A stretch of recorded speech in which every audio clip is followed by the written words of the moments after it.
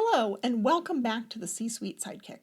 I'm your host, Summer Poletti, and today we're diving into a topic that's especially tough for small business owners, knowing when to turn down a prospect or client.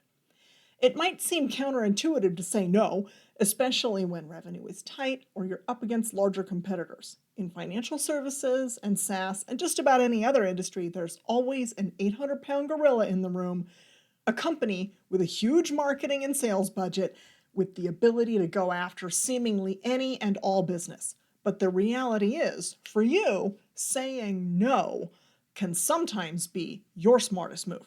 This is coming up right now because I just personally turned down a prospective client. If you're new here, you might not know that I am an early stage startup, which means I need revenue. It was not an easy decision to turn someone down. The work they wanted was something I could do, after all, but they wanted it done in a way that didn't align how I usually operate, and they weren't open to suggestions, kind of wanting to call the shots on how I do my work. So I had serious doubts about delivering the kind of value that I expect of myself. In the moment, let me tell you, it freaking sucked. But I knew that long term, my brand's reputation was more important than one client or one project. Think about this. Have you ever felt pressured to do something that was outside of your procedures, or maybe bend a rule, or maybe even do something that doesn't follow your industry standards because you thought if you said no to the client or denied their request that they would leave your service? Or perhaps, have you ever been held hostage by a client who threatens to leave your service if you won't meet their demands? We've all been there. It's incredibly competitive out there for small businesses, and sometimes you feel like you need to do what your clients want, no matter what, in order to keep them. I get it. So let's talk about the long-term risks of misaligned expectations. Why is saying no sometimes the right move? In financial services, companies are naturally more risk-averse, and in SaaS, we tend to see more willingness to experiment. But regardless of whether you're conservative or willing to take risks, not all revenue is good revenue. When you take on clients or projects that aren't a good fit, you're opening the door to longer-term issues. I learned this the hard way in my previous role as a newly promoted department head. My employer had been operating about 6 years, and they still held that beggars can't be choosers mindset, and as a result had taken on a lot of misaligned clients and projects. I inherited a total nightmare.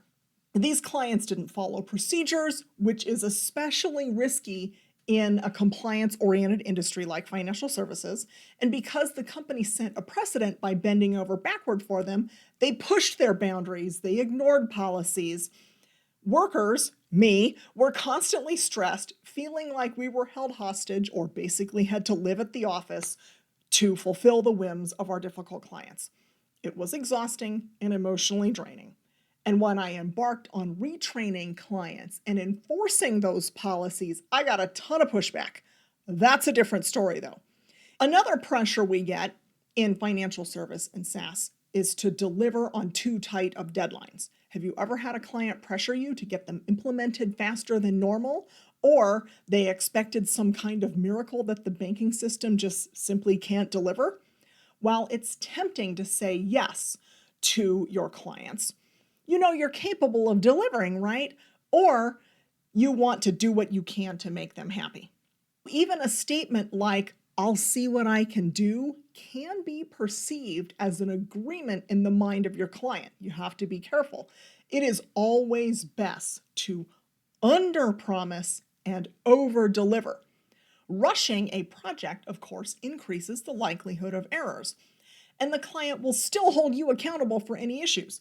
Instead of a client being happy that you went the extra mile and squeezed something in, or at least tried to help them, you could end up with a cranky client who blames you and perhaps a cranky employee too. Know what is possible and stand firm. Have you ever had a client who asks you to do something more than technically what they're paying for? Or maybe have you had a client expect more out of a project or add things on later? There's also misalignment on project scope. Accepting clients without a clearly defined scope is another common pitfall. Vague deliverables lead to scope creep, where clients keep adding requests and usually without willingness to also add fees. Without firm boundaries, this creates delays, overruns, and ultimately dissatisfaction on both sides, unfortunately. This is all leading to protecting your brand's reputation. Your brand's reputation is something that can't be easily fixed once it's tarnished. Taking on the wrong clients can damage that reputation in ways that you might not anticipate. Imagine delivering subpar results because the project wasn't a fit, or worse, getting bad reviews or word of mouth that spreads among your target market. It's important to remember that buyers do a lot of independent research before making decisions, which will include reading online reviews or discussion boards and talking to their network. And studies show that they give more consideration to negative reviews than positive ones. It can take up to 40 positive experiences or reviews to make up for just one negative review. Reputational risk is something that, as an independent business, not a household name, you simply can't afford. Remember the client who's asked you to do something that might not follow industry standards? Have you ever thought about the fact that they might not know that they're asking for something that they shouldn't be asking for? You are the expert in what you do, and the best thing to do for the client is to educate them on why you do things the way that you do.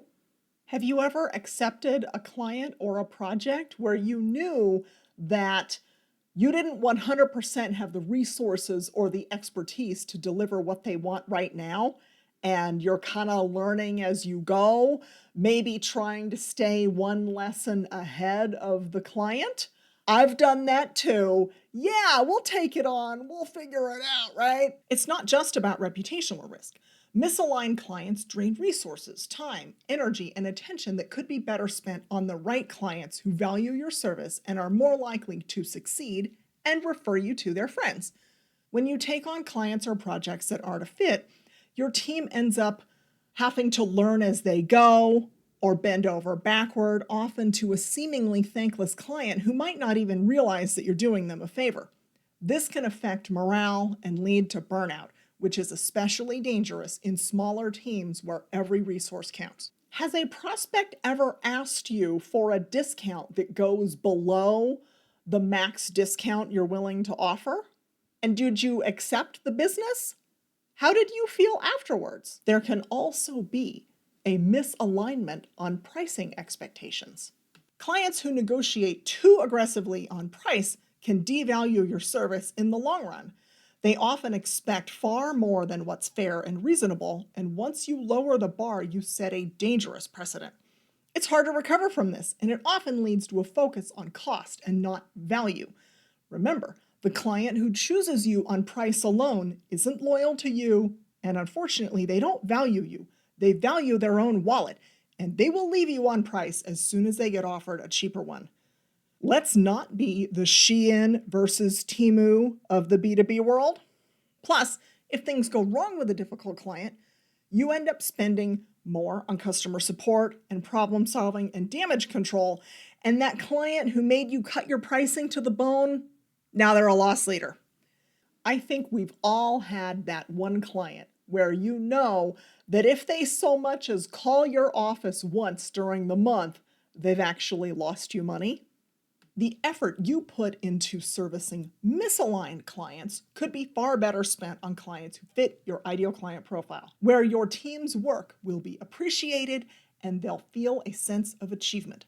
This is all boiling down to focusing on what you do best. Saying no gives you the space and clarity to focus on your strengths. Staying true to your differentiator is a key to building a sustainable business. You can't be everything to everyone. Have you ever dreamed of being the thought leader in your space, or the person who, whenever a company needs what you provide, the first name that comes up in their mind is yours. Turning away business that doesn't align with that is essential for staying focused and driving real growth, and then also staying in the minds of your referral partners as the go-to person for your area of expertise. We don't want to confuse those folks by trying to do too many things, right? If you're in SaaS, have you ever had a client who kind of wanted you to do everything for them? You know, that service part of the software, from onboarding to setup, even daily tasks that probably should be their responsibility utilizing your system. And this is especially important when they're in implementation and they're learning. They might want you to do it for them while they're learning. They haven't remembered it yet. It's tempting to say yes to keep them happy, but doing so only creates long-term dependency and pulls your focus away from your key strengths. Instead, focus on empowering your clients to be independent and successful with your tools. If you're in financial services, have you ever had a client ask you to clean up an error made by their previous processor, perhaps as a condition to winning their business? And you might be tempted to do this as well. After all, it's hard to win new accounts. Fixing a problem someone else created can muddy the water on responsibility, though. So if there's a penalty, you could be left holding the bag. And I find that if you clean up someone else's mess, you inherit the problem. The client loses sight of the fact that you stepped in as the savior and instead start blaming you that the problem exists in the first place. It is best to send that problem back to whomever committed the error, no matter how much the client protests. Keep your fingers off that train wreck. When your team is constantly working on projects that fit their strengths, they feel more engaged and motivated. And guess what? This leads to better client outcomes, better word of mouth, and more repeat business and referrals. Let's talk about the strategic advantage of saying no. When you say no to clients or projects that aren't aligned with your core strengths, you're not only protecting your resources, you're signaling to the market that you value quality over quantity. This builds trust, credibility, and reinforces your position as a strategic advisor. This is at the core of the work that I do with my clients. Have you ever been asked what makes you different from your primary competitor? This is all about that. Finding and embodying a recognizable differentiator, being the king or queen of your niche, the expert in your core competency, so that there can be no doubt what differentiates you from your primary competitor. Plus, turning down misaligned clients frees up resources to focus on nurturing existing clients or going after the prospects who are tightly aligned with your ICP.